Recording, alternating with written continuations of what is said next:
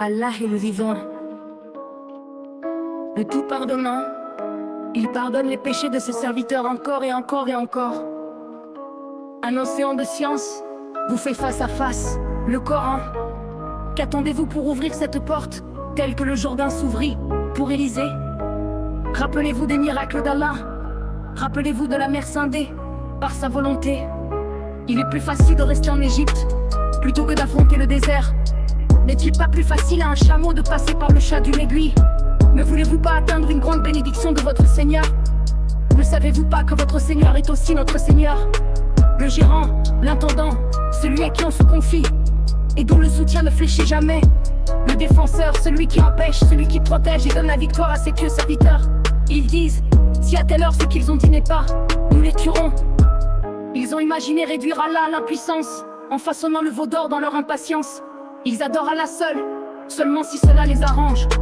Où seront vos idoles le jour de la terreur? Allah n'est-il pas celui qui fait ce qu'il veut? Ne vous rappelez-vous pas?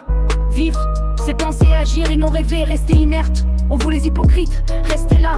Comment se fait-il que votre front soit tant marqué alors que vous ne restez que peu de temps en prosternation? Êtes-vous prêt à faire l'effort, celui de l'âme? Lequel est le meilleur? La paix est-elle meilleure ou bien le massacre? Car c'est ce qui vous prend au nez. À chacun ses propres péchés. Allah connaît toutes les bonnes actions ainsi que tous les péchés. Malheur à celui qui soutient le massacre d'innocents. Du Shams à la Birmanie en passant par le Yémen et toute autre contrée. Êtes-vous prêts pour la levée du voile, l'Apocalypse? Commencez à ôter vos vêtements, car il va faire très chaud. Nous tous regardons l'histoire se dérouler là-bas au loin. Et après cela, qu'en savons-nous? Peut-être que l'heure sonne déjà à notre porte. Ne fuyez pas tel le zèbre devant le lion. Craignez Allah.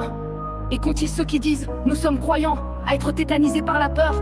Rappelez-vous des prophètes, des messagers. Tous les envoyés d'Allah n'étaient-ils pas endurants?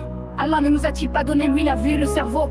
N'en sommes-nous pas responsables? Mais vous n'en faites pas usage. Votre cœur est rempli d'ego, voilà pourquoi. Libérez-vous de vos chaînes mentales. Devenez les lions du sanctuaire. L'argent ne peut acheter la droiture. Regardez les séquoias géants, ils n'en ont pas besoin. Qui d'entre vous peut réduire Allah à l'impuissance?